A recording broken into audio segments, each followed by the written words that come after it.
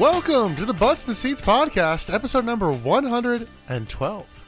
Much better day this time around than it was last time. Aside from having to fight with Comcast. But, you know. Xfinity fucking customer service and sales can go fuck themselves.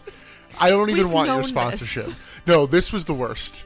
We've known that they've sucked, though. Yeah. Yes, this is particularly bad. But I don't even want to talk about today. Last episode, we started the show having us take a shot, even though it was not on the 10. And I almost did today because of Xfinity. Last time we did it because Nick was having a particularly bad day. Turns out Nick's bad day was for naught, because the reason he was having a bad day was because he got denied for a job. However, he ended up getting that job. Yes, they were hiring 2 roles, and so they denied my one. To offer him the second. It was the same job, but it was just like categorically. And so Nick just went into the hiring portal and saw denied and was very upset. But it ended up being fine, so no shot necessary. So yes, I will be doing a lot of the same stuff, just at a new place. Yeah, and it's a good thing. It's all good. Speaking of fun times. We finally made it. It's the Great American Bash at the beach. Nope. At the beach, in the bell of the ball. Nope. The Great American Bash at the ball. It's the Great American Bash.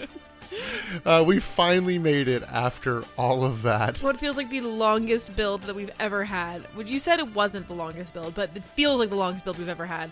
It's finally culminating in this, what must be a great pay-per-view, right? We've waited for so long, it's going to be a great pay-per-view. All right, Emily, I know you're going to be terrible at this, but I want you to guess. Slamboree was our last pay-per-view. Mm-hmm. When did the Slamboree episode come out? Oh, right, it's August now. It came out in May. April 24th. I was going to say April, but that felt too early. Oh, man. Yeah, so it's been a little while since the last pay-per-view. Wow. Wow, that's ridiculous. Oh, my God. But the Great American Bash is live from Baltimore in an arena we were just at because we went to Monday. Raw. We were at the Raw after SummerSlam, and it was quite a good show. It was a really good show. Much better than the Hershey show. Yes. And we were a lot less tired because we weren't riding roller coasters all day. But yeah, a lot has changed in the Baltimore arena because it's no longer the Baltimore arena. We've talked about this. It's gone through a myriad of names since it was the Baltimore arena. I don't have much to get into before the actual show. One thing I didn't mention from Thunder that I feel like you'll get a kick out of. So Norman Smiley and Ralphus, you know how they're on their little misfits journey. Yeah, trying to make money.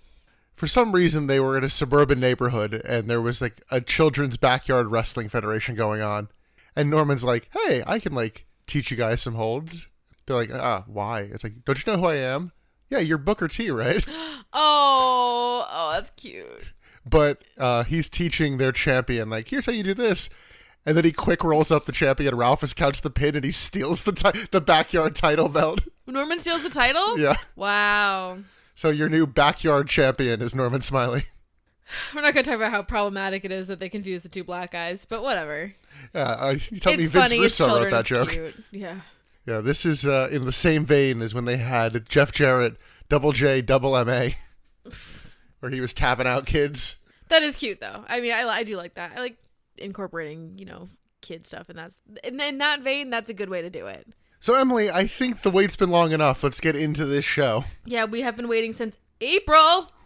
It's the Great American Bash 2000, live on June 11th, 2000, Baltimore, Maryland, the Baltimore Arena.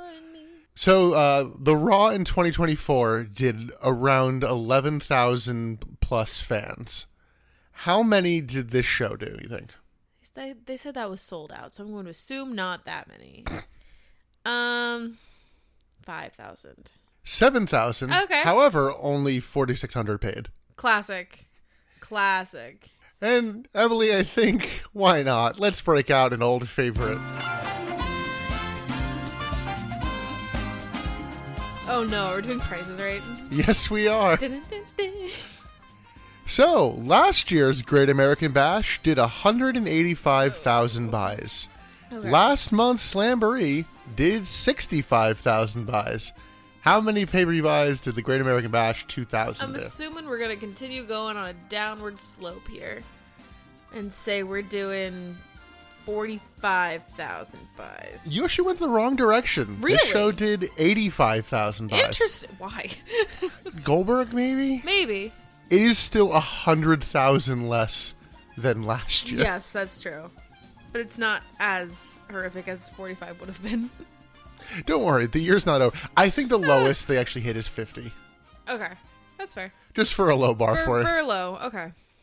So the show starts with a recap. 2 weeks ago, Goldberg returned with a blurry, washed-out filter over all of his footage. Yeah, you were really, like, incensed by that filter. It was just a weird choice. It was a choice. It was an artistic choice. You know what it is? It felt lazy. It felt like, oh, this will make it more cinematic. Yeah, it's like, oh, this is a dream. Diddle, diddle, diddle. Like, put a fog over it. He then got suspended and arrested on Thunder. Goldberg did? Yes. Oh, okay. Well, that's why there's cops outside the Baltimore arena to look for Goldberg. Oh, okay. I was not following. I just, I didn't even question it. I really didn't even question it. I really just thought it was just WCW antics. Like, don't let that big guy in you. He's mad at me. I don't know. Well, he popped up and we were like, oh, hey, I know that gate. Yeah, we know all the views. 2000 wasn't that long ago. We then get an opening narrated package through a couple of the matches, which they later just seem to use the snippets of like match by match for those matches. Yeah. We get Tony Schiavone, Mark Madden, and Scott Hudson on commentary. And we start pretty quick. It's the Misfits in action coming to the ring. Captain Rection tells everyone to get in line and then says that Lieutenant Loco is going to be facing the Disco Inferno for the Cruiserweight title. He has a mission, and his mission is to keep that title. Yes. It's a very straightforward mission. But he feels the need to, like, who's the fucking guy? Lieutenant Loco. No, not Chavo. Oh, Captain Rection. Fuck that. But Captain Rection feels the need to put everybody in a line Sorry, and be like, let me make it less dumb. Hugh Morris. That is less dumb than Captain Rection. Isn't it humorous? No, but it's better than Hugh G. Rection. It is. So Chavo grabs the mic and he has a toy grenade for some reason. Yeah, why? He makes a Stripes reference. We get multiple Stripes references in this show. I've unfortunately never seen Stripes. Yeah, it's a very dad movie. Yeah, I'm sure my dad loved it. I know we have it on DVD. DVD, not Blu-ray. I know we have it. It's a Bill Murray one. Oh, then we might like it. Yeah, it's not bad. It's just... It's a dad movie. It's not timely in 2000. When did it come out? 1981. Yeah, definitely wouldn't say that was timely. The Filthy Animals come out to the ring. Disco's wrestling wearing a Kobe Bryant jersey and what is designed to look like Laker shorts, but are not Laker shorts on the bottom. No? I think those are like and one, based on my knowledge at the time of... Okay. You know your basketball shorts. Disco tells the MIA to suck it, so they try to get into the ring. It's classic. Loco head scissors Disco to the floor, and the MIA just beat him down. So I guess this is a lumberjack match? No, it's not. It's just a match. It sure feels like a lumberjack match. Chavo counters a back suplex and then hits one of his own. Disco crashes to the floor. Chavo goes to dive on the Filthy Animals, but like only Disco actually stays in position. Like everybody else fucking bails. Like, oh, that kind of sucks. In the ring, Disco hits his dancing Brett's rope elbow drop, and then we get Captain Rection's dad coming out to ringside. Yeah, what? Yeah, so this came back on Thunder, but I say came back because we had like one instance of it months ago. Oh. Basically, it's like, isn't dementia a funny concept? Oh, that's great. Well, unrelated to the character not knowing things, he does come out 5 minutes early. Oh, really? Yeah. Oh, no. Because he hits on Tigress and then gets pushed over and is passed out. That was supposed to like play into the finish. Oh, no. So he's Nobody just stopped him there. in Gorilla? Nobody stopped him? They have to be watching the show in Gorilla, Emily, for that. Good point. Hoovy comes in the ring, hits a reverse neck breaker. The ref's back is like turned for this. Okay, this makes a lot more sense now because Juventud is interfering poorly for a lot of this. So if he's trying to buy time and like make things make sense, I get that more now. No, this was definitely still planned. Oh, Jesus. If anything, you don't do that spot if he's there early. But yeah, so Hoovy hits a neck breaker. Chavo dodges a people elbow. Disco hits the last dance. Corporal Cajun comes in and hits, I guess, what might be Whiplash 2000 on Disco. The referee finally turns around right in time to see Corporal Cajun pulling Chavo on top of Disco. And he's like, oh, that's fine. 1, 2, 3. Sure. Yeah, so Lieutenant Loco retains. The Filthy Animals beat down MIA post-match. Then For some reason, the MIA then regroup to do their post-match angle with Pops, is his dad's name. And she goes to do her whole sexy rip the shirt routine. And Mark Madden actually had a good line here. Probably line of the night. While this man is unconscious and everyone's like, he needs CPR. And Major Guns is, doing her sexy thing. Mark Madden yells, "A man is dying and she's stripping." She gets the mouth-to-mouth for a fucking while, and he eventually gets up and tries to get up on Major Guns, but the MIA pull him away. Cool. Assault. Jesus Christ. We love it. What a time to be alive. What a way to start a pay-per-view. This match did make me actually be able to pinpoint my issues with the lax rules in WCW. And all this bullshit. This pinpoints it. Sure. So the first part of this is he gets thrown out of the ring. They attack him. It's fine. Yeah. But then they do the spot where the referee is distracted so we can sneak in behind his back. The fundamentals of wrestling psychology and cheating and interference just seem to pop in and out of existence. It's in the DNA of wrestling, of especially tag team wrestling, which this isn't, but similar premise of the managers cheating. There's no point for a ref bump or refs to not be looking at stuff because it doesn't matter if they see it. So you're just wasting time and making the audience look feel stupid for ref's down. Doesn't matter. You can just come in and do what you want. So why does it? Literally the counting of the three is the only time that a ref bump would matter if you have somebody down. Other than that, interference-wise, there is no consequence to a ref seeing something or not. And it makes, frankly, the babyfaces look stupid most of the time because they're not just interfering and they're getting stopped. It's why are you stopping them? It just breaks the unwritten rules of wrestling where the heels and faces barely, it matters from a rivalry perspective, but in terms of in-ring psychology, it doesn't matter because people are just faces are doing heel shit, heels doing face shit. And I can play about Hulk Hogan do that, but everyone's doing that now. And it hurts the story of a match when everybody can just cheat.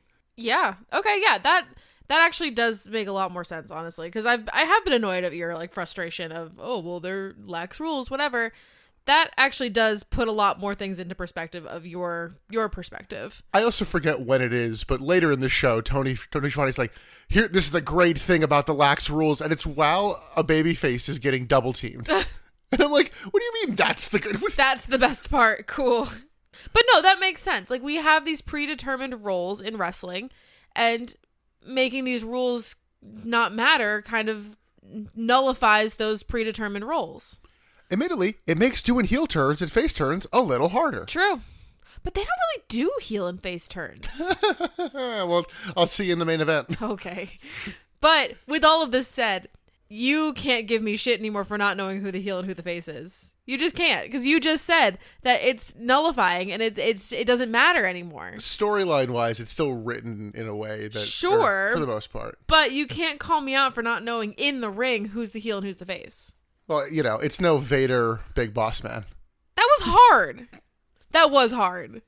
To be fair, at that point, Big Boss Man had not cooked and eaten a dog. Okay, well, I only know him in the post-Pepper era. The Boss Man era's tour. Backstage, Eric Bischoff and the Cat chat with police. Goldberg definitely isn't showing up tonight. Definitely not. No, we would stop him. He's going to ruin the surprise. So we'll get the surprise actually in the main event. I guess mild spoilers, they call it off at one point.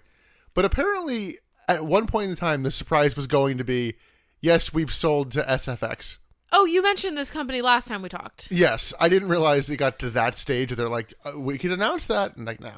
So they actually got that far in the sale.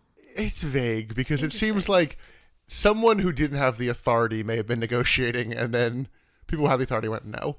Interesting. That will be a common theme with WCW. We then get Mean Gene backstage with the Mamalukes. Hey, yo, hey, yeah, the paisans. Hey, hey, oh, hey. It's been a while since we've been able to do that. Well, Gene's just not been on Nitro. But yeah, they yell at Gene. Vito claims he's the hardcore champion, and Gene's kind of well, what about Johnny the Bull? And they just kind of brush it off. Vito also talks about the county jail and Stugatz. Did he get arrested in the storyline? I don't remember. I don't think so. Well, because he was wearing a shirt that was like county jail. I think it's just mafia. Ah, okay. So they go to leave when Gene starts stirring the pot, and even Gene at the end is like, "Oh, I'm walking here." Hey, yo, wait, Where did that come from, Gene? Hey, guys, hey. Now we get the actual main event of the show. Emily, if you order the Great American Bash, you can get a Hulkster inflatable raft. Wow. You did a little too much searching on this. I wanted to see what it looked like, and unfortunately, I have come up short because on every forum and thread and stuff from even 2001 or 2000 that I can find, it is only pictures of this thing folded up. And I've only seen like 2 pictures of somebody posting that this is folded up in a piece of plastic, cellophane, whatever. No one has inflated it. I haven't seen a single picture of this thing inflated. I also raised a good question when this one popped up that we haven't actually asked before. Shouldn't you advertise this before the show? I've definitely brought this up with like the mouse pad and the teddy bear and the t-shirt and everything. I've always thought that because advertising this prize during it is kind of stupid because you've already paid for it. This should be an incentive to buy the pay-per-view. Yeah, I think part of the issue is that they advertise it as if you buy, not since you bought. Correct. Yeah. It's not a reward. It's an incentive, the way that they speak about it. Let's go to match number 2. It's the Mamalukes versus Chronic. Chronic. In a number 1 contenders match, despite the fact that the powers that be do not want Chronic to hold the titles. They don't really seem to give a shit if Mamalukes do either. Nobody cares. They all brawl to start, and Vito was wrestling wearing the hardcore title for a while. Oh, was he? I didn't even catch that. Oh, yeah, it's a whole thing. Oh, shit. Well, he's also on the apron for a lot of this. Brian Clark works over Johnny the Bull in the corner and stops a combination with the Uranagi. Clark then works Johnny the Bull over around ringside. Johnny the Bull hits a slow spin kick and then tags in Vito. They then go back to the corner, and Vito hits strikes. Clark hits a sloppy tilt-a-whirl backbreaker. Adams tags in, hits a full Nelson slam. Clark hits a choke slam on Johnny the Bull, and then we get a random Vito sucks chant. I was like, oh. Yeah, you don't hear that very often. And I don't really understand where or why it happened. Fuck Vito, I guess. Johnny the Bull finally gets a bit of offense, but Adams gorilla presses Johnny the Bull and drops him onto his knee. Johnny hits a DDT and Vito tags in, and we go right back to the corners. Clark just walks into the ring for a double back body drop. Like, not even like a fake tag or anything, just, oh, I'm in now. Yeah. Does it and then just leaves. Just like, what the fuck? The rules relax. Doesn't matter. Then be in the ring the whole time. Then we get a really scary spot in this match of Brian Adams has started doing an F5.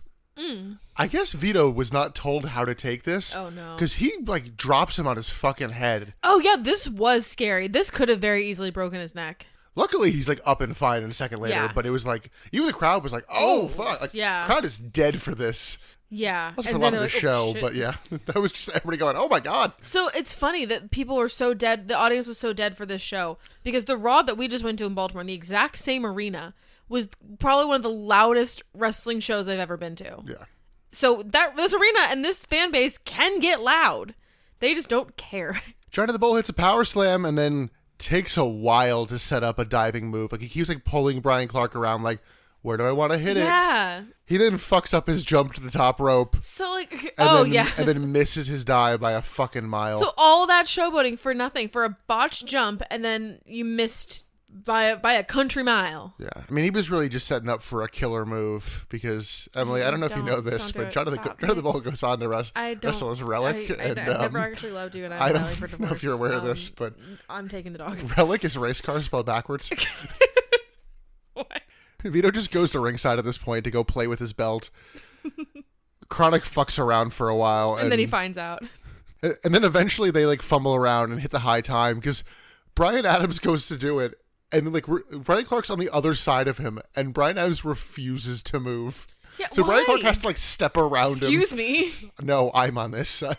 This is my good side. They hit the high times for the win. This was very bad. Mm-hmm. These guys are sleepwalking with no fucking chemistry. It was incredibly boring. Like, we've joked, like, it's not a great match, but it's Flair and Sting, and they, they're going to have a good match in their sleep. I don't think these guys have a good match awake, and they were asleep. Ugh. It was really bad, and it did kind of set, like, if that first match didn't set the tone for the show, this definitely did. Yeah, and like the crowd goes to sleep here, and they don't really wake up until the end. They have a spot or two, but yeah, this is a bad sign. Doesn't help you also open with 2 barely advertised matches, if at all. Yeah. Because we'll talk about that when we get to the Hogan and Flair matches, but this show is like laid out strangely. It is, and it really doesn't make any sense. Like, strange is the right word for it. Like, I can't think of a better word, because it does not make any sense linearly or storytelling wise. It is. It's just a strange show, but it doesn't help any of the energy either, because the energy never changes. Speaking of energy, backstage, Pamela Paulshock interviews DDP for his ambulance match. And she's not misspeaking. She keeps saying it like that. I almost think you're adding an extra syllable. I think she was even more wrong. I swear she said ambulance. I think she just did ambulance. Yeah. I don't know. It was very wrong. It was like a 3-year-old learning how to say an ambulance. But so DDP calls her a bimbo. Well, it says that Mike Awesome is not a career killer when she starts to say, like, wait, what are you going to say? It's a career killer? Nah. It's like she forgot what she was supposed to say, or I'm not even gonna give her that much credit. Get her She's role just here. bad at her job. And everyone's job seems to be mean to her. Where I'm like, is this gonna pay off to anything, or is this just... This interaction in particular felt like Pamela Pumpkins was given talking points, and she did not hit them. So DDP came in and was like, I guess I'm gonna do your job for you. You're gonna ask me about the career killer, right? Well, let me tell you. Like, that's how it felt to me. It felt like you're on stage with somebody and they forgot their line, so you have to feed yourself a line. Well, speaking of career killers, they then back up the ambulance and like almost to run over the cameraman. Like, they're going fast. Yeah, they were. And he's in the way. He was not moving. But that brings us to match number 3. It's Mike Awesome versus DDP in a, quote, ambulance match. Ambulance. Because, actually, you know what it is? We've seen a bunch of ambulance matches on TV. Mm-hmm. This is not that. This is an ambulance match, because this is an ambulance match combined with the weird stretcher match where the referees have to, like, wheel you up, like your opponent doesn't. Yeah, so that's a stretcher match, right? Yes, but there also still is the element of you have to be put in the ambulance. Additionally, I didn't really see a ramp or like any way to get down from the stage once you were off the stretcher.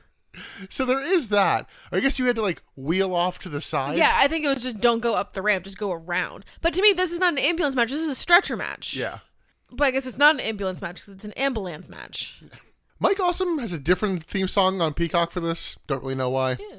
DDP brings out Canyon and then just like leaves him on the stage. Canyon, who looks like he is still in a vegetative state, but they've just put him in a wheelchair for some reason. He's wearing the halo still. He just has like a dead look on his face, and he's just sitting very rigidly in the wheelchair, just sitting at the top of the ramp. He's no Linda McMahon. Canyon walked so Linda could run. Except Canyon walks so Linda could walk even slower. And then say, open your legs. What? During that spot, she has to like tell Vince, open your legs so I can low blow you because you're standing. I thought you were making a sexual joke. No, with McMahon's, you never know. No, she has to call the spot in the ring. You gotta be careful with the McMahon's. But commentary is like, is it really safe for him to be out there? No, it is not. Yeah. They start brawling and DDP just like punches the ref. Out of, like, immediately. Yeah. Admittedly, I don't know why the ref's here. Going back to our weird things about the rules, what is the purpose of the ref here? And we'll get this even more later. What is the purpose of refs in matches like this? Fair. I think referees in these kinds of matches are more timekeepers than they are referees. Like, in non-kayfabe, you know? Like, reality. Kind of on the outside. Yeah. They go to ringside and then into the crowd for a second, in a spot we get a lot tonight. Yeah. They then lightsaber fight with chairs in the ring, and DDP hits a neck snap. Awesome hits a diving back elbow, back suplex, and a jumping splash. Awesome then drops DDP on the ropes and sets up a table at ringside. Almost immediately, Awesome just hits an awesome bomb through the table at ringside. I'm like, oh, okay. That's it. Table down. And this is where we note that it's now a stretcher match. Yeah, because they put him on the stretcher and start wheeling him out.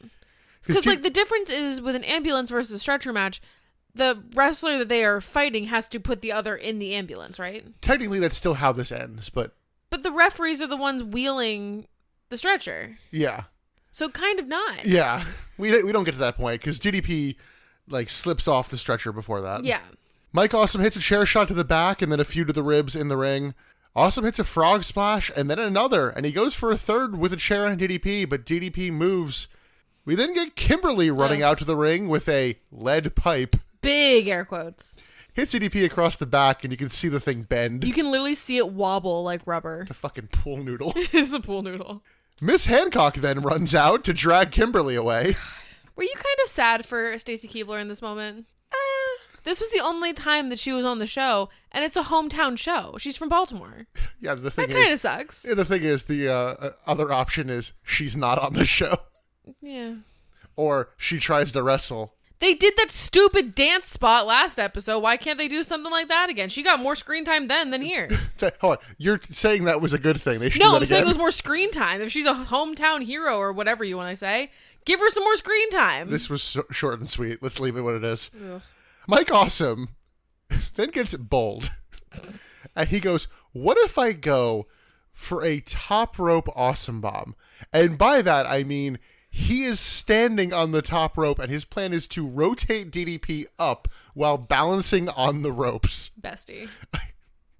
Like, I think they've done, like modified versions of this from, like, the second rope, or, like, I think they've kind of done it before, but I don't think he rotates from there. Mike Awesome has never had the core strength to be able to do that. I don't know. You know. Or maybe not to DDP. To Spike Dudley, probably. Okay, Spike Dudley is like 100-pound soaking wet, sure. DDP is 6'5" and like 250 pounds. DDP gets out of this by low blowing Mike Awesome, then hits a diamond cutter, and this is enough to like knock Mike Awesome out. Because the EMTs take Awesome up the ramp, and then we get Eric Bischoff's music hitting, and he immediately goes after Canyon, so DDP tackles Eric Bischoff. Sure, save his friend. In the side of the frame, Canyon casually stands up, takes off his halo, and hits a diamond cutter on DDP through tables off the stage. The way he stood up was very Linda McMahon, though. I was saying, he stood up like corner of the frame. Like the diamond cutter is obviously in the center, but yeah, when he got up, you're right, it was off frame. But the way he stood up, quick. That's the problem. Like you barely realize what the fuck's happening, and then it's happening. Yeah, that's true. I did have to catch it on the replay. Kenyon then puts DDP on a stretcher, and Mike Awesome throws DDP into the ambulance and wins. Eric Bischoff's music is playing from when he comes out until the match ends. Yes. Post-match, Canyon reveals a new blood shirt. The reasoning behind this, which I think we'll get in a little while, is so gross and so disgusting. This is the third show in a row where DDP has been turned on by a close friend and or wife. Stops. Why is this DDP's character for multiple years of his career? You know what it is? That everybody keeps finding out he's like a sick stalker. He's keeping on the low with the fans, but his friends are finding out. Like, oh my god, who's this Sarah? It's like, you're married to Kimberly. Like, who's Sarah? Match-wise, this was disappointing. It was. It should have been better. As someone who's liked a lot of both of these guys' stuff, especially recently, I was like, this is kind of nothing. I'm a Mike Awesome hater, and it's been said and it's been known. You love him, and you love DDP, so this should have been better. Yeah. It was not. I was ready. I'm like, oh, well, this is like automatically best bit. But yeah, the Canyon turn is weird, bad, You and saw dumb. it coming, though. Just because I saw it coming doesn't make it weird, bad, and dumb. No, that's true, but it was not unexpected. Yeah. I think DDP shows up tomorrow, but he's gone for a few months after that. I don't blame him. Commentary then recaps the swerve just to get you like caught up of like, they start speculating, and this is like a type of swerve where you really shouldn't think about it at all. Correct. Don't give it any thought. Because Tony's like, how long have they been planning this? And like they're like, I wonder if it's Slamboree, if Canyon was going to attack DDP and Mike Awesome just beat him to the punch. It's like, no, I don't think so. I'm pretty sure if we go back and watch the replay, it's just like very much not what happened. Well, it is 2000, so you probably don't have the opportunity to watch the replay. You have to spend 40 big ones for that. Let's go to a match I did not know what the actual rules were going to be. It's the boot camp match. I don't think anybody knew what the rules were going to be. It is G.I. Bro versus Perfection. Sean Stasiak versus Booker T. Shut up. Booker comes out riding a zip line to the ring. This was almost cool. So I guess whoever tested it does not weigh as much as Booker T. Because Booker T, the built dude. Yeah, he's a big guy. He was moving a little slow. Yeah, he's no Big Cash in terms of like how big he is, but like Sure. he's bigger than your He's average dense. crew member. Yeah. Because he gets a good amount of the way, and then he has to kind of like Scooch himself. Yeah, scoot himself. But he does manage to like stop on the top rope, like on the middle of the top rope, and pyro goes off. I'm like, It was pretty cool. Fuck, that's pretty cool. Okay. He saved it. Yeah. It was a very cool entrance. Do you fear the timeliness of it was bad? Or has it been enough time? I think in reality, he was low enough. I mean, it's still not great. Yeah. I don't know how much time needs to pass post Owen for that. But, I mean, we've done worse last show. True. So, I didn't really have a problem with it. Fair. Okay. I was just curious what your thoughts were because it is close, like in the calendar, you know? Yeah. About a year later. Yeah. So Booker's wearing his, like, you know, camo stuff, no face paint. But Sean Stasiak also comes out in camo and is rocking the face paint. Yeah, no top on him. Breaking his mother's heart. It was really hard to keep track of these two in the match. He says he's going to be the... I couldn't find him. And that's going to do it for this episode of the Butts to the Seats podcast. Next up is the June 12th Nitro. Emily's going to take this one the rest of the way on her own. Nick hates it when I make camo jokes. By the way, the boot camp rules are it's last man standing. Oh, and Sean Stasiak says he's going to be the perfect soldier. The perfect Sean soldier. Soldier. Nope. Yeah, that's the one to give up on, not the other one. They brought around ringside until Booker gets beat down, getting in the ring. This is a spot they also go to a couple times tonight and in general, where it's I have worked you over outside of the ring. I throw you in the ring. You've instantly recovered. Yeah. That is a 2K24 move where it's like, I have enough stamina. Get up. Recover. Booker regains control and sends Stasiak back to the floor. They brawl into the first row, and a woman is thrilled to be on the screen. Oh, I didn't catch her. I put her out because her husband is like, hey, there's the camera. You can look at the camera. And she just keeps dancing, looking at the screen like, yeah. Oh, yes, she was very cute. I don't know what that needs to be studied in the human condition. What about being on a video screen is, let me dance and look stupid? I feel like it's narcissism. Oh, there was a kid next to us at the Raw we just went to that he had like Jey Uso signs. Yeah. And they put him up on the screen for one of the like early ones. And then he kept going after it. And I'm like, bud, they already got you. They're not going to. It was really cute, it was though. Cute. He was trying, but I'm like, dude, you already got your one. They're not going to go to you again. It was very sweet, though. Like, that kid was so excited to be there. Yeah, he was a lot better than the transphobe a couple rows behind us. Yeah. Got to shut that shit down. That was fun. Yeah, Nick and his mom went after this transphobe. It was really great. I just stared him down and he shut the fuck up. Yeah, your mom had words for him. It was really funny. Back in the ring, Booker hits a sloppy diving axe handle, and somewhere around here, Stasiak starts bleeding. Yeah, like for real bleeding. But he's covered in camouflage, so it is hard to see. Yeah, that I will give you. It blends into the camo. Yeah, see, that wasn't even a camouflage joke. That was just color joke. Color theory joke. Oh my god. Stasiak starts a 10-punch spot and drops Booker on the turnbuckle. Stasiak hits a jumping back elbow, which knocks Booker down for an 8 count. Did not seem like a big spot for that. Like, our first count of the day was, like, back elbow. This match was so annoying with the counts, though. Yeah. Like, I recognize that is the entire point of a last man standing match, is to count and keep them down for 10. The referee was going to it so quickly and so often and so loudly. It was just very frustrating. I think part of the problem is that last man standing matches usually have some gravitas from the story. Mm-hmm. This just didn't have that. Yeah, there was like very little, if any, story going into this. Spin kick from Booker gets a 5 count, then brawl up the ramp, and Booker gets suplexed on the metal portion of the ramp, and like, ooh, but he's up at 8. Stasiak hits a diving clothesline, but Booker is up at 9.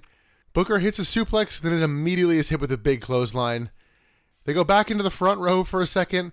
Stasiak hits a padded chair shot to the back, but Booker's up at 9 again.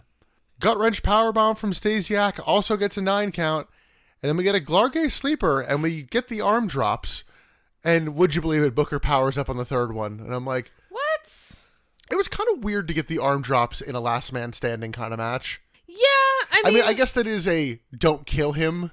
It is its own version of being counted out, I guess. Like, Yeah. you get 3 if you don't respond, you know. Yeah, I guess that would be he went to a referee stoppage. Exactly. It's like, I get the frustration with it, but... Yeah, it just seemed like... know. frustration's relative. It just seemed like a weird spot to do in this one. But yeah, Booker gets up immediately. Booker hits an angle slam before that's really a thing. Then walks into a back elbow. Harlem sidekick, and the crowd is dead. Yeah. A bookend gets a bit more reaction, but not much. Not much. Booker starts climbing the turnbuckle mid-count, and I'm like, yeah, clearly he's going to get up. Missile dropkick. Chuck Palumbo then runs out with a muscle flexor, but Booker fights him off. Stasiak hits a low blow with a flexor, and Booker's getting double-teamed as Tony says, this is what the lax rules are all about.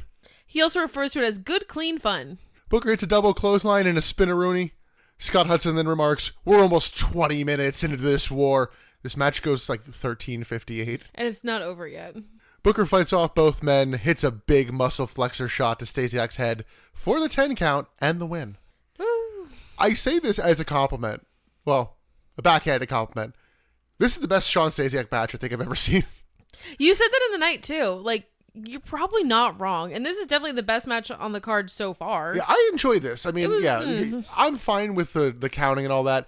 I think you could have used some bigger spots for the counts. Like I said, it's like back elbow, like it's like a scoop slam, count them. Like, I feel like they could have had a couple more interesting spots, but... And the other thing that frustrates me with the counting is when the person who's hit is so clearly getting up quick. Like when Booker is climbing the ropes, he's obviously getting up. Like, don't count it. And he's getting up quickly. It's just like taking time to stand up. It's not like he's down and out. Like, he's not going to make it up. He's working on standing up. When the count is actually longer, there has been like remarked on from commentary teams before of like, if you get up at 1, you're back up and like getting hit. So like taking your time almost lets you catch your breath for a second. Okay, I guess that's fair. I didn't think about it like that. But yeah, I mean, Booker's able to have a good match with a lot of people. Yeah, he is. The ending did feel kind of rushed, that it was like, I feel like Booker got hit with like a bunch of muscle flexor shots and then he hits 1 and that's it. Yeah. I don't know. I was so over this match by the ending that I was not giving it a lot of critical thought. Yeah. I did not need Chuck Palumbo here either, but... Who are you, Chuck Palumbo? He's the event. Which is just such a bad name.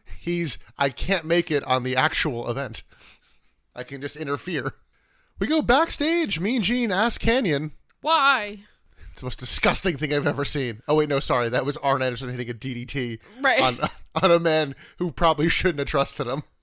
Canyon says it's because Eric Bischoff visited him the most in the hospital. What? And he offered him DDP's spot. Canyon was comatose. How does he know who visited him the most? Why didn't a doctor mention how many people came? Why didn't he look at a guest log? No, he was conscious. Just was like, he? Yeah, like just that like barely able to move kind of thing. He was comatose. No. Gene then like throws to random footage of DDP getting out of the ambulance. And in the background, we see Goldberg's monster truck, but that's not all we see. We see 12 cops looking at Goldberg's monster truck and not reacting. Classic Baltimore cops. But Canyon says he's now positively Canyon. Yet again, we have somebody stealing someone else's gimmick. Yep. Not having anything original. At least one of these men is not coming back. Jesus. Like, Luger and DDP will be back. Kurt Hennig's not coming back. True. Let's go to match number 5. It is an infamous match. Is this infamous? Yes, because it is Shane Douglas versus The Wall in a tables match. Shane Douglas comes out, cut the damn music. You Baltimore pieces of shit, sit down. Hey. You're not wrong, but hey. Shane Douglas then talks about we might see 2 careers come to an end tonight. I'm like, bud, you're not in those matches. Focus on your shit. But he's the franchise. He's every match.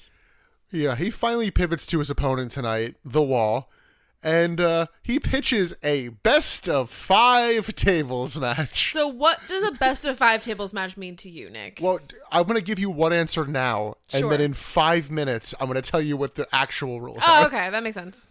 Because that's what happened with commentary here. Because commentary is like, is it 5 tables to win or 3 tables to win? Because they kept saying they're going to go through 5 tables. Yes. And if it's a best of 5, they only have to go through 3 tables. Shane Douglas is just very not confident in himself and knows it's going to come down to the final table. I mean, probably. But I was just...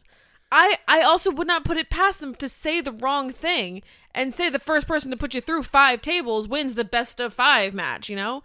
Like, in my head, that sounds like something WCW would do. No, the WCW thing would be someone puts their opponent through 3 tables, but then the match keeps going so that technically someone wins, but then the other one's standing tall because they put him through the last table. Yeah.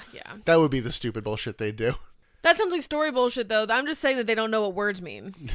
In a questionable move, the Wall comes out with a new look. I hate it. Yeah, it's not a great look. He dyed his hair. Now the Wall is sporting jet black hair, and he looks even more generic. He does not look bigger. He does not look more tough. He looks generic. Yeah, he's just rocking like plain black pants and like a tank top, like there's nothing to this. Like some sort of like band logo or something on the tank top. Yeah, he's not terribly interesting looking here. Big boot from the Wall early on, and he hits a press slam. The Wall pushes Douglas off a swinging neck breaker and then punches Douglas down, but Douglas hits a high knee, then rakes the eyes and hits a front falling suplex and a rolling reverse neck breaker. It's not really a spot I see a lot. No. I see it you see it the other way, but not the way he did it. They go to ringside and brawl a little bit. Douglas goes for a suplex through the table, but the Wall counters and hits a choke slam through the table. 1-0 Wall. And we know this because referee Slick Johnson goes right to the camera. It's like 1-0. Oh my God, he was looking for his 15 minutes of fame in that moment because he was eating that up. The Wall then hits a side suplex through another table. 2-0 Wall. And this is where commentary finally is like, oh, it's first of 3. Okay. So which one of you is stupid? Like, somebody in this is stupid. Is it Mark all Madden? Of them. They were all saying it. Because once they started saying the first to 5, they all were on board with it. And someone finally got in their ear, which admittedly, who backstage wasn't sure and had to wait that long to clarify? God. Math is not their strong suit, I guess. Douglas hits a low blow in the ring and then bails up the ramp to a side area with a bunch of tables. Conveniently, there are 3 stacked on top of each other and a ladder. Yeah. How convenient. Even more convenient, they both climb the ladder. Wow. Why? And even more convenient, the Wall's back is to the tables. Huh. Yeah, there's a stack of I think it's 2 tables vertically on top of 2 tables horizontally. Okay. Because there is a little platform or something. I think that is another table. Because they both climb up the ladder. The Wall tries for a choke slam off the ladder, and it's like, where is he going to land that won't going? Murder him? Right. Because the other thing is, they're saying, is the Wall going to somehow chokeslam Shane Douglas over his head to, behind him? Yeah. It's like, no, that's not. Douglas uses brass knuckles from somewhere, and the Wall falls through what is initially an unclear amount of tables, but Shane Douglas's music hits, so I guess it was 3. Yeah, I guess that was enough. It was a lot of tables. So. Even in the replay, because one of them is under a cloth, you don't really see it break. They do the replay a bunch. The Wall overshot this a little bit. He could have taken that a lot more smooth and soft. He kind of goes ass over tea kettle a little bit at the end, but not bad enough to where I was like, oh my God. It was like, ooh, okay. But so yeah, Shane Douglas has won the best of 5 tables match. He cuts a promo to camera, but it's a dub theme, so we don't hear any of it. No, yeah, he's just talking. I wish I could hear it. I want somebody who's like a professional lip reader to transcribe that for me. I did not try to read lips, but I'm going to do my best guess of, fuck you, Ric Flair, I hope you retire. He wasn't even part of this. Just made the first part of the promo. Oh my God. I hate the french fries so much. Post-match, the Wall grabs the ref and chokeslams him through another table to make him look strong. You. Yeah, this is just more infamous for best of fucking 5 tables match. What the fuck? You know what's better than 1 gimmick? 5 gimmicks. Jesus.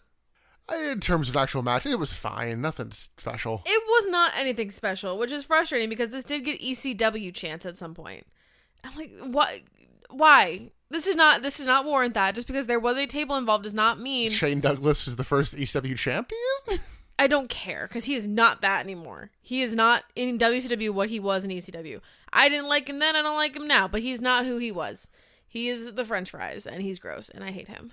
Outside, a car arrives. It's Hollywood Hogan in full Hollywood Hogan gear, like But with the boas. in order to make way for the Hollywood Oh, Hogan yes. car, this cop car in front of the gate, in center frame of the screen, has to I wrote the cop car yeets itself out of the way. Yeah, it peels just out backwards. Bam, out of nowhere.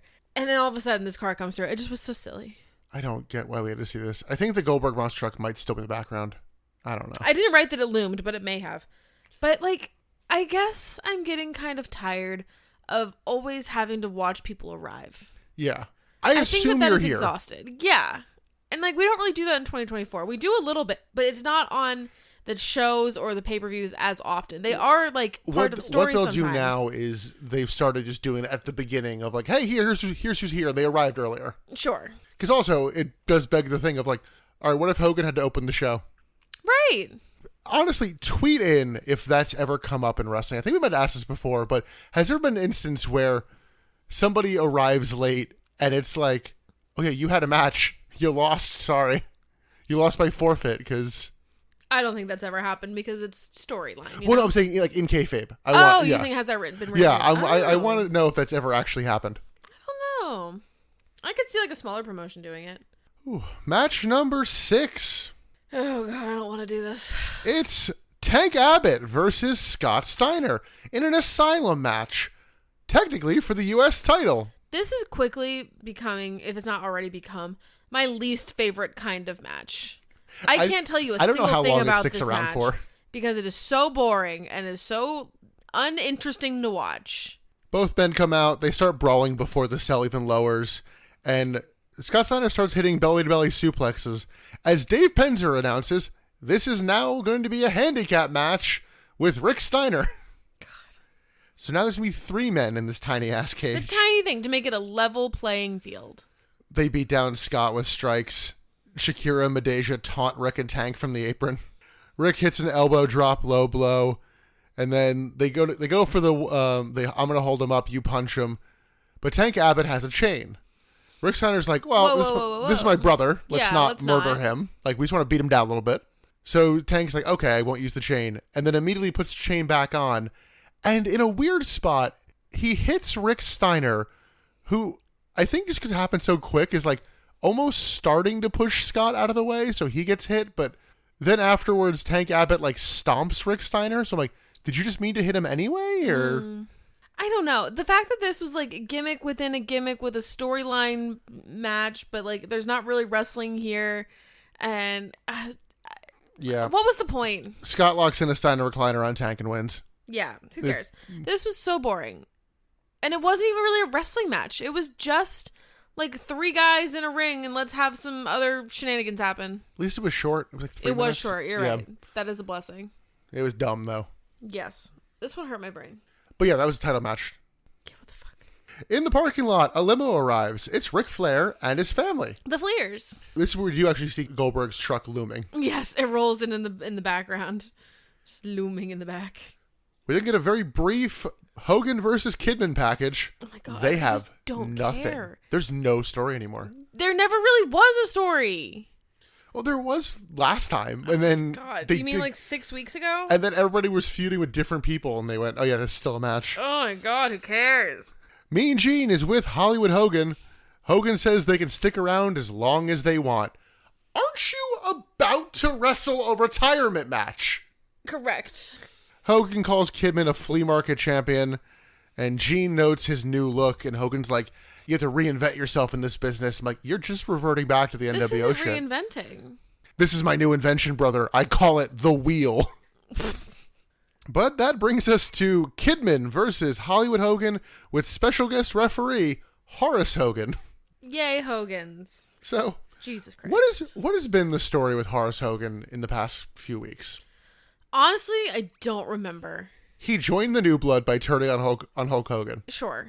And then he kind of was trying to steal Tori. Oh, yeah. There's a whole, pseudo cheating thing with Tori and Kidman and Hogan, love triangle. That is, I guess, not a thing? Yes, because Tori does not come out with Kidman. No. But she also doesn't come out with Horace. Yes. Well, Tori low-blowed Kidman, so they're, clearly broke up. So, yeah. Remember that. Match starts. Hogan easily overpowers Kidman early on. Kidman begs off, keeps getting worked over. Big boot, no reaction. Nothing. Hogan beats down Kidman at ringside. Hogan chokes Kidman on the mat and then gets mad when Horace tells him to stop cheating. Somehow, the most fair referee in all this is Horace Hogan. He's not actually a referee. He doesn't understand the rules are lax, brother. Kidman finally rakes the eyes and gets him offense. Kidman is mad that Horace Hogan is actually officiating being fair. Hogan low blows Kidman and then whips him with a belt repeatedly. Horace Hogan, who is supposed to be new blood for life, is fine with this. Sure. At ringside, Hogan grabs a chair, but Kidman drop kicks it into Hulk and then hits chair shots to the back of Hogan.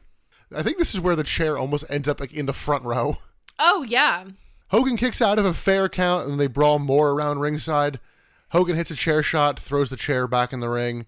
Kidman DDTs Hogan on the chair, but man, that bump did not work for him, brother. No. There's like a 2-foot gap in between his head and that fucking chair. Oh, well, yeah, come on. It's Hogan. Like, he's never going to take a bump like that. Oh, yeah, you'll be so tight, brother. I had nowhere to go. Oh, my God.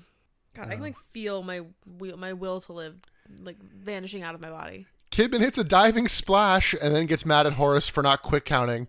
And I'm like, oh, man, I would have loved to have seen Kidman botch a shooting star press on Hogan. He hasn't done shooting star press in so long. Would Hogan have brought out Eric Bischoff to fire Kidman on the spot if he had fucked it up and, like, hurt him? Oh, if he had hurt him, yes. Yeah. Yes. Like, we're hold the match. My creative control says the finish of this match is Billy Kidman is actually fired. Get the fuck out, William. Kidman clubs the back of Hogan until he powers up and hits an honest-to-God 10-punch spot. He actually hits all 10 strikes. Holy shit. Haven't seen that in a minute, I if don't know that ever. I've ever seen it. Yeah. We went back to, like, WrestleMania 5, and he's still doing the fucking biting. And I'm like, what the fuck? Back to ringside. Jesus Christ. Hogan gets pushed shoulder first into the ring post. This does not faze him as he immediately hip tosses Billy Kidman through the announce table. Tori Wilson then comes out for some reason. She gets on the apron, gives Hogan brass knucks. Kidman knocks Hogan into her and then uses the knucks on Hogan, but only gets a 2. Kidman hits Horace with the brass knucks, so Tori comes in, low blows Kidman. She's turned on him again. Again, we've already done this. Hogan then hits a brass knuckle shot and pins Kidman. Hogan then hides the evidence after, like a fucking heel. But again, why'd you have to hide it if it's fine? Yeah, now that you've pointed out, you're right. You are right, but Horace raises Hulk's hand and they hug, and it's like, oh, I guess they're on the same page. They're fine again. Yeah. So they're fine again. Tori is with Horace? No, I don't think she's she's just with a anybody. free agent now? I'm pretty sure by the next pay-per-view she's with 1 or 2 people. I kind of forget, but I'm pretty sure she moves on to different people. Because I want to say Horace is done before the next pay-per-view. Oh. Like our last appearance, and then I think after the pay-per-view, he's fully gone. Mm. But yeah, this story made no sense in hindsight. Oh yeah, it all fizzled and none of it really mattered. It didn't help. They kept asking, will Billy Kidman be Hulk Hogan's stepping stone to the world title? It's like, don't call him a stepping stone. Yeah. This Don't already imply feels that like a you're going to walk formality. on it. Don't fucking add to that. Don't actually imply that you're going to walk all over this man. But yeah, Hulk Hogan has a title shot at the July pay-per-view. Wow. What's that one called again? That one will finally be Bash at the Beach 2000. The Great American Bash at the Beach at the Belle of the Ball. Backstage, Eric Bischoff is stressed on the phone with somebody. We never know who this is. So we don't get to find out who it is, but the only clue that I have is he said it's in Michigan. Who's from Michigan? No, Montana. I thought they said Michigan. No, I'm pretty sure he said Montana. Well, who's from Montana? Brock Lesnar. Oh, no. Eric Bischoff's from Montana. We're talking to his wife? Talking to his mom. I don't know, man. Security comes in, is like, everything's under control. It's like, no, it's not. It's very clearly not Baltimore City Cop. Let's move on to match number 8. Father versus son. Flair versus Flair. Flair. It's David Flair versus Ric Flair. And we get a video package for this. And then Pamela Paulshock just taunting David Flair to his fucking face. I don't understand this woman. And Vince Russo's like, this isn't a fairy tale. Go find a pixie. What? Okay. And then we got excited. We got so excited. And it's a little shorter, but Ric Flair is here with... Mean Woo Gee! Are we in Baltimore, Maryland tonight? It's short and it's clipped, but we still get it. Yes, he cuts a fired up Flair promo. Because Baltimore is Flair country. That is very much like NWA. Oh, okay. Yeah. I was going to say, like, what, this is not North Carolina. What do you mean? No. Just the general, like, old school NWA territory. Okay. Rick's family is escorted to ringside. David comes out putting on a Nitro UK tour shirt. I'm like, what the fuck was he wearing in the backstage promo? I didn't go back and I look. don't remember. I did not make any note of it. We did set the time to Blade in this match at 6 minutes. I was so convinced. No Blade? There was no blood. I think they're not supposed to. Probably not. But it's Ric Flair. The fact that Hogan didn't, I was like, oh, I don't know. Rick plays to the crowd to start and like is simply out wrestling David until David just hits punches and chops in the corner and Rick screws up his turnbuckle spot. But David throws Rick around the ringside and then hits a suplex back in the ring, and there's never really like a, oh, something happened to like put David on a level playing field. They are just like presenting David as a level playing field. Yeah. Which makes this a way more interesting match, honestly. It came out of nowhere, you're right, but this makes it more interesting. Get a Glargay sleeper to Rick, but he gets out with the back suplex. Rick then rips David's shirt open and chops him in the corner. Oh, these chops. Rick drags David to ringside to chop him a bit more. David distracts the ref so Russo can hit a bat shot, and then he handcuffs Ric Flair. Referee is Charles Robinson, by the way. Yes, Lil Nate. So we got all the Flairs. David chops Rick and then locks in the figure four. Russo helps pull from the outside, and This figure four, like, you can make David look as good as you want in the ring, and you can try to make him look like he's on a level playing field with Rick. This figure four will tell you everything you need to know. people were complaining about how long Vince Russo lasted in the figure four. Jesus, this is one of two very long figure four spots. It is. We get somehow a longer one later. But it's also not really a figure four. Like, this Yeah. is a very weak figure four. It's played up to be like a strong figure four because Russo is pulling on David to make it stronger or tighter or what have you. He's pulling off David. Oh, Okay. But it didn't feel like it was big. I don't know. That being said, I'm enjoying this match very much so far. Rick reversed the pressure and breaks the hold. David then mounts Ric Flair to hit punches, but like won't get off. So Charles Robinson like forcibly pulls David off of Rick. Reed Flair then uses this distraction to come from the crowd and go after Russo. Russo pushes him over fairly hard. Mm-hmm. So Reed comes over and low blows the ever-loving fuck out of Vince Russo. Good for him. I don't know if Reed was taught how to do that properly. I think he just kicked him in the balls. He steals the handcuff keys. Charles Robinson then uncuffs Rick as David goes after his brother. Rick chops David and hits a back body drop as Charlotte Flair has the handcuffs and goes to handcuff Vince Russo as he calls her a bitch. You don't even know who you're talking to. That's the 16-time women's champion right there. Not yet, but Yeah, well. soon. Whoa, this was so cool. I love seeing Charlotte Flair in this moment. Like, she's still very young, you know. She's Like obviously 14. still Ashley Flair, but like, it's so cool. It's so cool to see the beginnings of her. It's still wild that like at this time she had no plans of going into wrestling. No, because why would she? I'm assuming that what happened is this whole storyline was pitched, and some producer or writer came to the girls, and they're like, "Do you guys have any interest in being part of this?" And the oldest one, what's her name, Megan? Yeah. She's like, "Fuck no, I don't give a shit." And Ashley's like, "Yeah, all right, whatever." Like, I don't think she was like fully in it, but she was like, "Yeah, okay, I'll play." I don't think Megan gives a shit about any of this. I think Rick just says this is what you're doing. I don't know. I don't think so. David Flair then also like kind of screws up the turnbuckle spot and then gets clotheslined to the floor. Vertical suplex to David and he begs off. David pokes Rick in the eye and then goes up top, but is thrown off the top rope in a very Rick spot. Knee dropping punches. Rick starts working over the legs for a second, then locks into figure four, and David gives up. Ric Flair has won. Does not have to retire. Oh yeah, we Amazing. glossed over that Hulk Hogan would have had to have retired. That was never going to happen. This was never going to happen.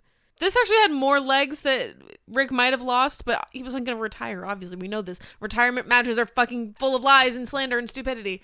But this is a lot of fun to watch.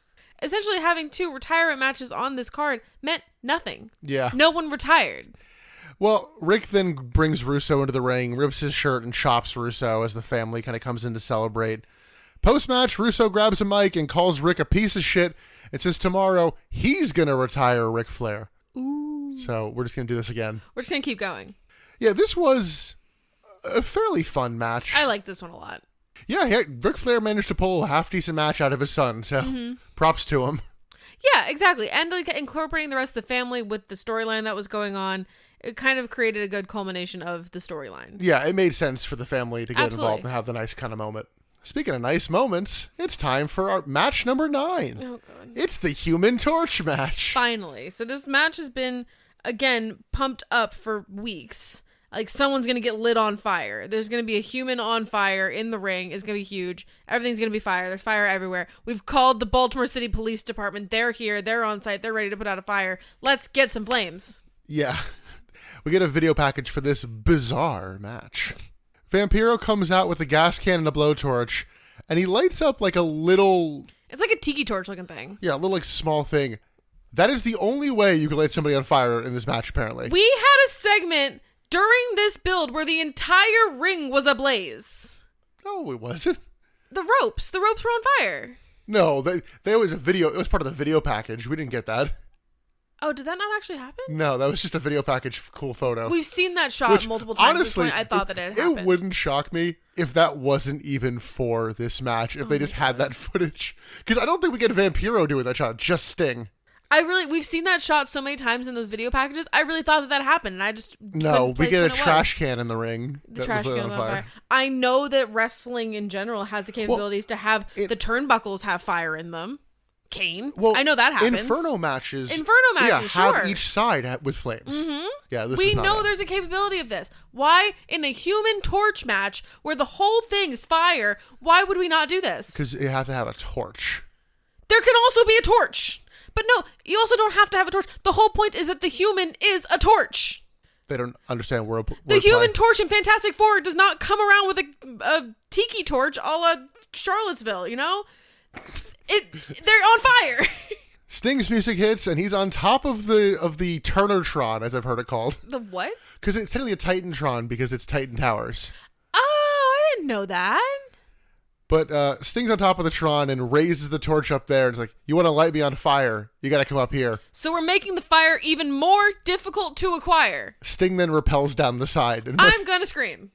As Sting's rappelling down, Vampiro is mad and yells at Mark Madden for some reason. I mean, do you need a reason? Once Sting gets to the ring, match starts. Vampiro hits a spin kick early, but Sting hits a power slam and a face buster. Vampiro gets his boot up on a Stinger splash and then dodges a second attempt. And Vampiro then pours gasoline on Sting, and Sting, being covered in gas, chooses to retreat towards the torch. Sure. And commentary's like, oh my God, it stinks. Oh, man. It smells like gas in here. Oh, my God. I don't think that was gasoline. I think that was water. Sting low blows Vampiro, and they brawl on the stage. They then start climbing the truss, and Vampiro knocks Sting off while they're climbing from about 10 feet up through a crash pad. Yeah, so he's fine. But there's like no reaction for the spot. It just happens so quick. It's like, oh, and he's up. Okay. Oh, he's fine. Yeah, it really like takes away some of the gravitas of that whole moment. I think it doesn't help that you're about to go way up top. So you're literally like promising something else is going to happen and then doing a lesser version. True. They then both climb up to the top, and if this match didn't already jump the shark, I think this is where it really does. What, with the thunder and the lightning? Yes. Yeah, so what? They do flickering lighting and some thunder sounds. Okay, Rainforest Cafe, I see you. And then they both keep disappearing from view. And I'm like, all right, what are you setting up here? Yeah. And it's like, eventually, we get a very, very, very wide camera shot. Wider than any of the other shots you were doing before. Yeah. That's so weird. But Vampiro has the torch. And all of a sudden, he sets someone who looks like Sting on fire. And then that person who looks like Sting falls very professionally off of this super tall truss into a crash pad. Yes. He jumps, we should say. Yeah, he does jump. Commentary does actually point out that he jumps. Like, shut the fuck up. Don't point that out. We're supposed to believe that he fell. But yeah, so Sting has fallen off the top of the Tron. Vampiro wins because he set him on fire. And commentary does a tragedy has happened voice. Scott Hudson's getting his fucking money's worth because he is pissed and like disgusted about like, get the camera off him. Don't like celebrate this man. Why are we seeing replays? And it's like, that is true. Yeah. Like, why is he replays? Because you paid a lot of money for this spot. Because this was the whole point. We knew this was going to happen. It was a Human Torch match. It was always sold that some person would be on fire. So the thing that they did though is usually in these kinds of like you use a stunt double or something, they'll cut away and they'll cut back to the whomever on a stretcher or whatever, and it is the original person. Oh, yes. They cover this person in fire extinguisher powder smoke so densely that we never see an inch of this person's skin, face, hair, anything. We don't know this. We don't know what gender, what race. We know nothing about this double. We just know they're covered in he is literally smoke. being stretchered out, and they're still They're spraying still his spraying face. him. There is not, like, there's no reason at that point. Yeah.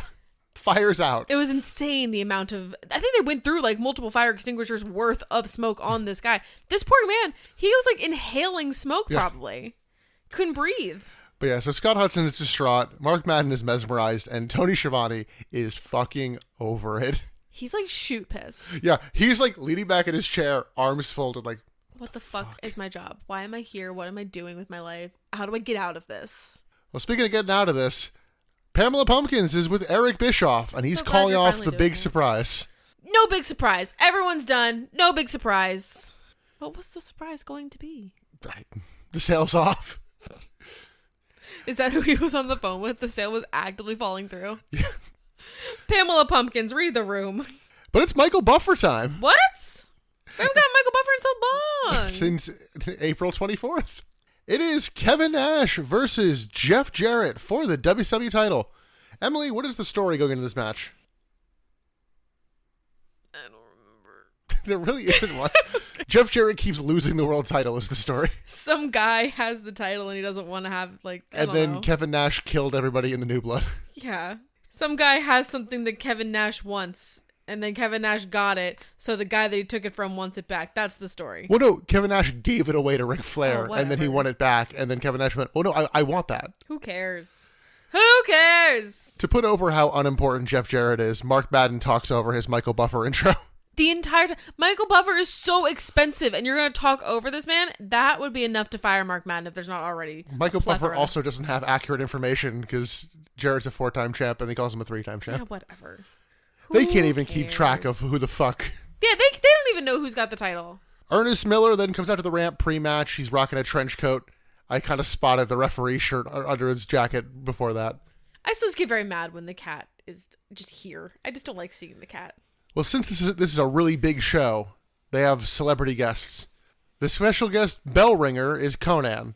Wow. Special guest timekeeper is Rey Mysterio. What? Special guest belt keeper is Disco Inferno. Starting to see a pattern. The special guest ring announcer is Hoovy the Juice. Pardon? Tony Schiavone does point out, well, Buffer already did the ring introduction, so we don't really need him. Well, he just wanted to be included. Then there's the enforcer and referee. It's the cat. Awesome. I'm really glad you're here to play, guys. Jeff Jarrett has a massive elbow pad on him, and I'm like, more often than not, that's from a fucking staph infection. Oh, really? Oh, you said that when we were watching. I thought you were just like making it up. Big elbow pads out of nowhere are staph infection. Interesting. I don't really understand staph infections. Neither do I, but I know. I know they're a big deal. I know they're bad. I like the two ones I can think of are Steve Austin and John Cena, and if you ever want to not eat for a couple days, listen to Steve Austin talk about his staph infection and him trying to drain it. Ew.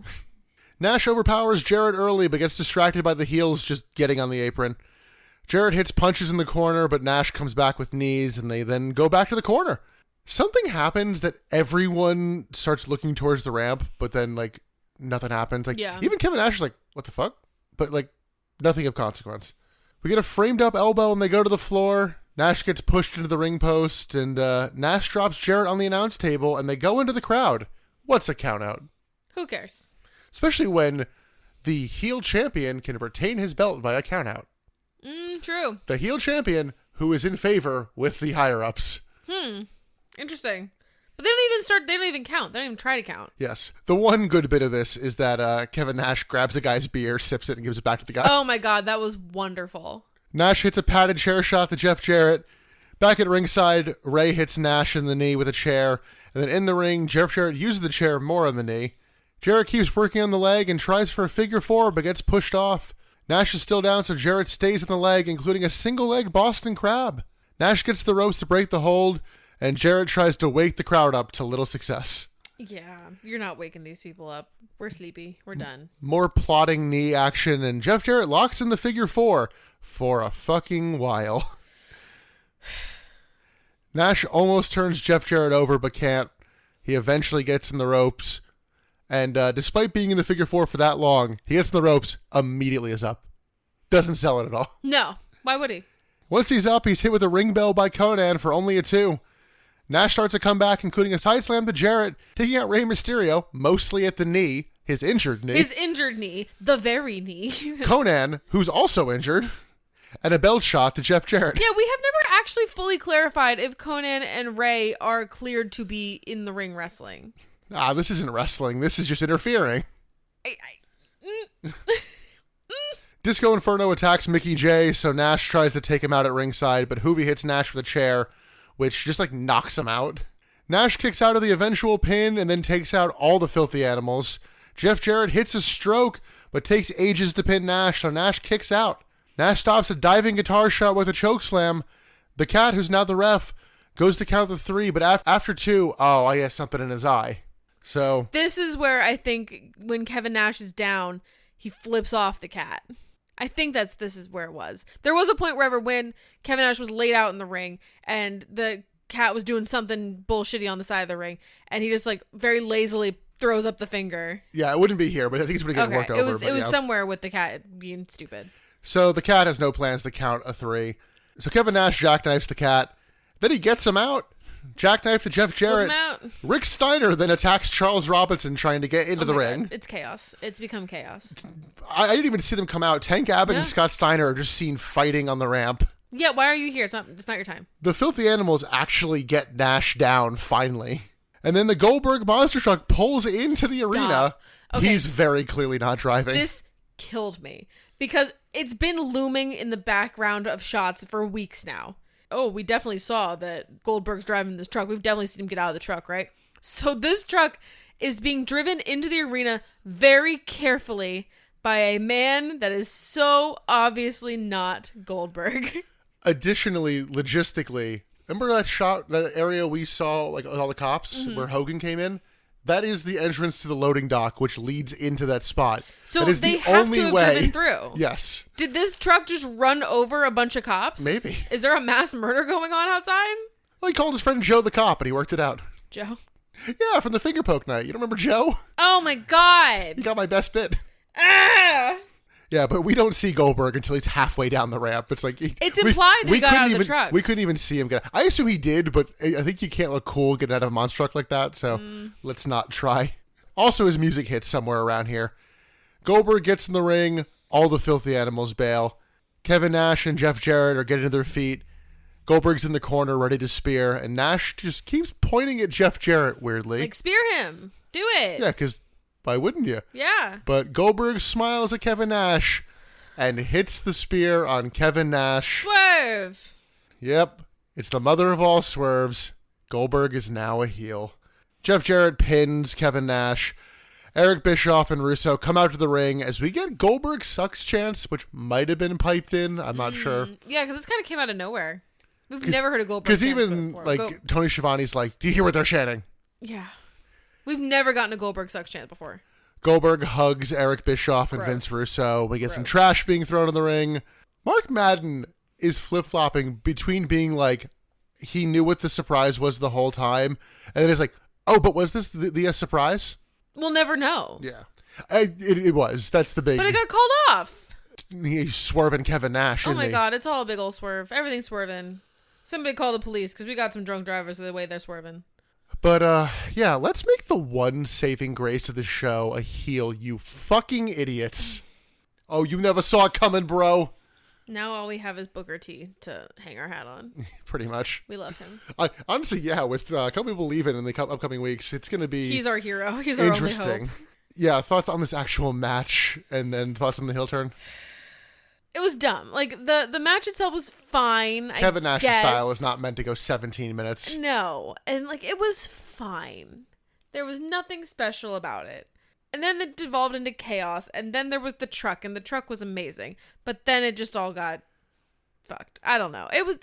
This was not something that I felt the need to watch. Yeah, I mean, we kind of talked a bit over the past weeks about, gotta make Kevin Nash look strong. It's still going. Holy shit. Why do we need to keep making him look strong? He's strong. We know this. It is known. And then, thoughts on turning Goldberg heel Nothing right surprises after he me. comes back. Not a thing surprises me anymore. This doesn't even make me angry. I'm just waiting for this all to be done. You know what this feels like? This feels like when they did during the invasion, when they did the old Stone Cold, where it's like, oh, the guy you really like is back, and he's back to being the way you like him.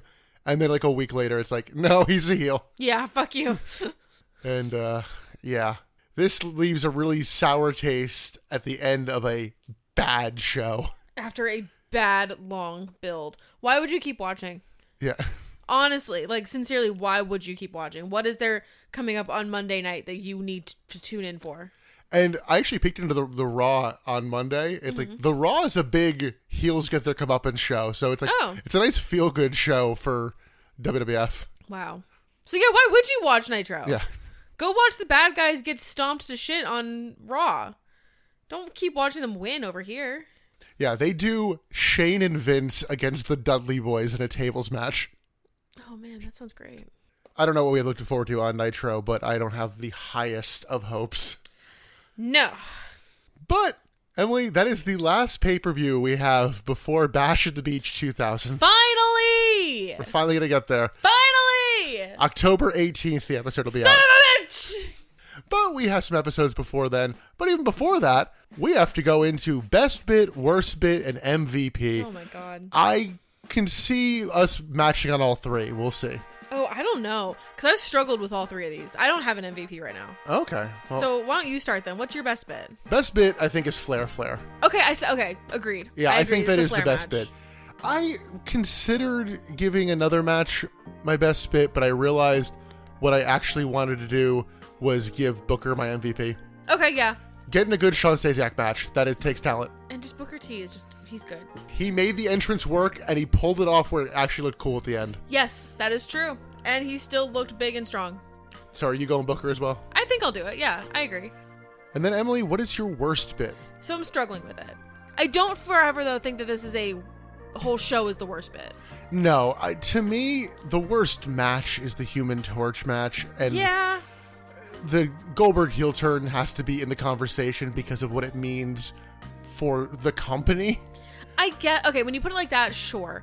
If the Goldberg turn didn't, like, surprise me, so it didn't elicit enough of a reaction for me to even think of it as a worst bit, I will take the Human Torch, though. Yeah, I think I'm going to go with the Goldberg heel turn because I think come Monday, the Human Torch match, you can just forget about. The Goldberg heel turn is an active stab wound. Fair.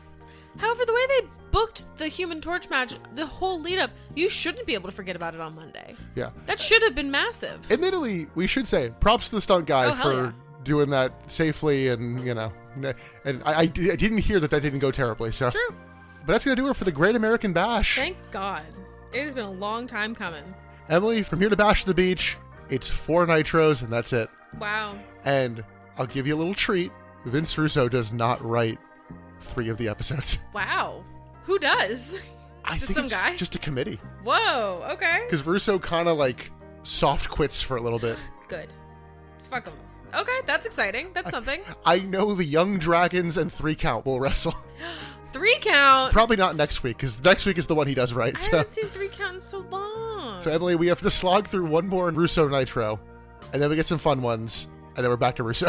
All right, so there is a reprieve there. I'll take it. But until we get on the road to Bash the Beach, you can listen to all of our back catalog, including the road to the last Bash of the Beach last year. Woo! Was that the one they wrestled in the water?